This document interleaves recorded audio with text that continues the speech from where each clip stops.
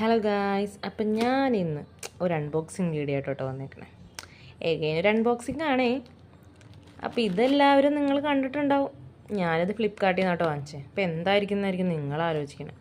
വേറെ ഒന്നല്ല കേട്ടോ, ഇതാണ് സംഭവം. നമ്മുടെ മണി ബാങ്ക്, ഒരു സ്മോൾ സേവിങ്സ്. ഇത് ഇങ്ങനെ ഞാൻ യൂട്യൂബിലും ഷോർട്സിലൊക്കെ ഇങ്ങനെ കണ്ടിരുന്നു. അപ്പോൾ ഇങ്ങനെ വാങ്ങിക്കണം എന്ന് വിചാരിച്ചിരുന്നു. ഒരു സേവിങ്സ് എപ്പോഴും നല്ലതല്ലേ. പിന്നെ ഇത് പോരാത്തതിനാണ് ഞാൻ 1 ലാക്കാണ്. ഇത് പല എമൗണ്ടിൻ്റെ ഉണ്ട് കേട്ടോ. 2 ലാക്ക് ഒക്കെ വരുന്നുണ്ട്. ഞാൻ വാങ്ങിച്ചത് 1 ലാക്കിൻ്റെയാണ്. അപ്പോൾ ഇങ്ങനെ ഷോർട്സിൽ നോക്കിയപ്പോൾ ഇത് കണ്ടു. അപ്പോൾ ഞാൻ ഫ്ലിപ്പിൽ നോക്കിയപ്പോൾ നല്ല റേറ്റ് കുറവ്. എനിക്കൊരു 198 രൂപയ്ക്കായിട്ടാണ് കിട്ടിയത്. കാരണം ഫ്ലിപ്പിൽ സെയിലടക്കായിരുന്നു. അപ്പോൾ അങ്ങനെ വാങ്ങിച്ചതാട്ടോ. പിന്നെ ഇതിപ്പോൾ ഞാൻ നിങ്ങൾക്ക് പറഞ്ഞു തരേണ്ട ആവശ്യമൊന്നുമില്ല, എല്ലാവർക്കും അറിയണ കാര്യമാണ്. ഇത് ഞാൻ ജസ്റ്റ് ഷെയർ ചെയ്തെന്നുള്ളൂ. കാരണം ഒരു സേവിങ്സ് എപ്പോഴും നല്ലതല്ലേ. 1 ലാക്ക് സേവ് ചെയ്ത് കയ്യിലിരിക്കും.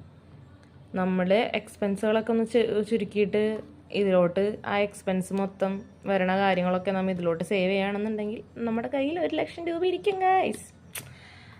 അപ്പോൾ small amount become big savings എന്നാണ് പറഞ്ഞേക്കണത്. സത്യം.